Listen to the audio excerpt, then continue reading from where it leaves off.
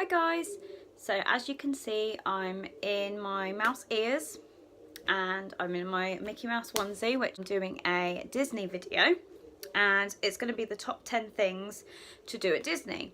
Now this is obviously in my opinion, so it doesn't necessarily mean it's correct or it's the right way to do it. This is just kind of what I feel is my special things to do at Disney. But obviously everyone's going to go to Florida and do absolutely different things. Everyone's got different experiences, different preferences, but this is just kind of what I feel is special and what I would do at all of my Disney holidays. So for those of you that probably know me, I'm obviously a really big Disney fan, and I am in the process of planning my next Disney trip. Can't really say too much on here because we're just finalising kind of plans and dates and things like that. So it's not 100%, but I probably will do a video when there is an announcement or when I feel it's the right time to kind of tell people that I'm going. Let's get started. So number 10 is plan ahead. So any kind of Florida holiday, I always try and plan ahead. This is going to sound really sad, but basically every time I've gone to Florida I've always made a little kind of plan. It doesn't have to be narrowed down to an actual timetable, but I try to know what park I'm going to, at what time, what day. So for example, parks like Animal Kingdom that used to only be open till like 7 p.m, 6 p.m. in the evening, that kind of frees you up a little bit. So I used to use that time effectively and go to maybe Epcot or Hollywood Studios or Magic Kingdom because they've got nighttime shows. So obviously now that's all changed because Animal Kingdom, since I've last been, have got nighttime shows now. So obviously that will change, but I like to kind of know where I'm going, what time, what day. Obviously if you've got fast passes booked, then that obviously changes a lot as well, because obviously you need to know what time your fast passes are, what time shows are, and obviously that kind of is subject to what park you go to. So obviously it's good to plan ahead. I don't feel like Florida's sort of holiday you could just kind of wing it. I feel like you have to kind of know what you're doing. Obviously some days you can be flexible. You know, like we always try and allow sort of 2 to 3 days where you kind of can choose what you do. So whether that go be to a water park or whether it's to the mall or the outlet or anything like that, or any kind of other things to do around Orlando, like International Drive is pretty good. It's got a few good things up there. They've got like the Titanic experience and things like that. So that's number 10 for me. That's a whole other video though if I was going to go more into planning and things like that. Number 9 is watch shows. Disney World has got some fantastic shows, daytime, nighttime. Magic Kingdom's got kind of more because they've got daytime parades, they've got nighttime fireworks. When I last went to Magic Kingdom, there was a show on the castle. It's changed now, it's something, and they also have like a sort of daytime parade that runs 3 times a day. It used to be called the Move It Shake It parade. I think it's changed now recently. It's only recent, but that's really good. And nighttime shows are fantastic. Okay, so Magic Kingdom has obviously, you've got obviously, it used to be Wishes. It's called Happily Ever After now. But that's really good. That's worth seeing. But obviously, I'm sure the nighttime. 8 is Meet Mickey in all his outfits. So there's various locations around Magic Kingdom, Epcot, Animal Kingdom and Hollywood Studios where you can meet him in various outfits. So in Magic Kingdom he is in the Main Street USA Theatre, and he's actually really cool at the moment. He can talk, so he's got like a voice. He's the only character facing him where he can actually talk, so that's pretty cool. At Epcot you can meet him in his traditional outfit. Hollywood Studios you can meet him in his Fantasmic outfit, which is kind of the big blue hat and the red kind of like sorcerer kind of cloak. And then Animal Kingdom, obviously he's in his safari gear. I think you can meet him with Minnie actually. I think you can meet the pair of them together. You used to be able to do that at Magic Kingdom, but the last time I went you couldn't. You could just meet Mickey and Minnie elsewhere in the park. The 7th thing and I haven't done this, but I would recommend it. I want to try a Dole Whip, and I've heard really good things about them. I know you can buy them at various locations. I know that in Adventureland, there's like a hub area by Pirates of the Caribbean, I think, where you can buy one. I think that's where I bought a pina colada once before. It's a non-alcoholic one. But I've heard really good things about those, so I feel like that's a really good kind of Disney experience. Kind of food theme here. Number 6, I feel that you should try a Mickey Mouse shaped cookie.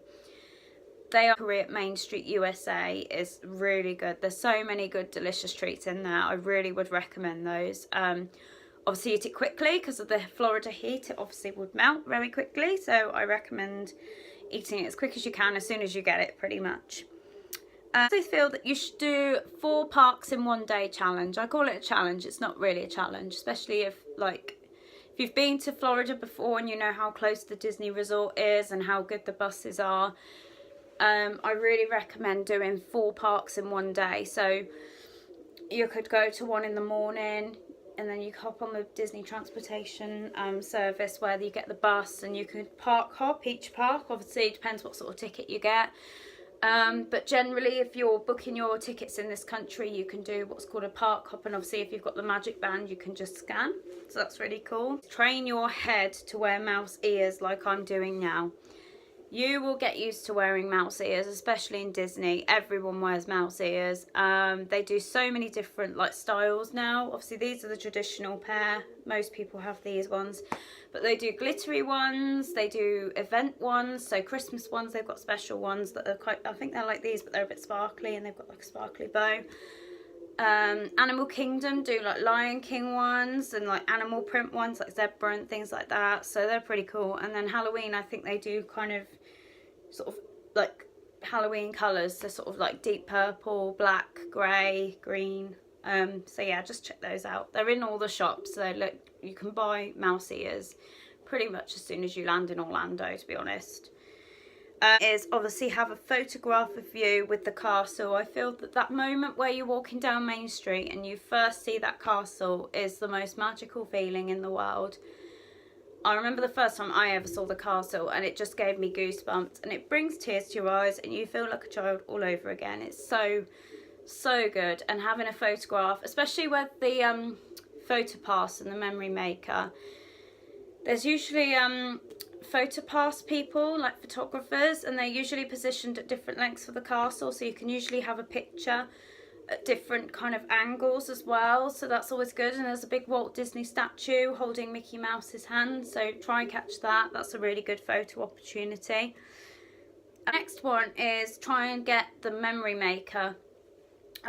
Basically, some areas of Magic Kingdom, well, any park really, you can do the PhotoPass photographers can add effects onto your picture. So for example, we did one where I held my hand out and Sebastian was in my hand. Obviously he wasn't actually in my hand, but the photographer put it so that he was on my hand. So when the picture was printed or come up on my Disney Experience app, you could actually see Sebastian in my hand. So that's pretty cool.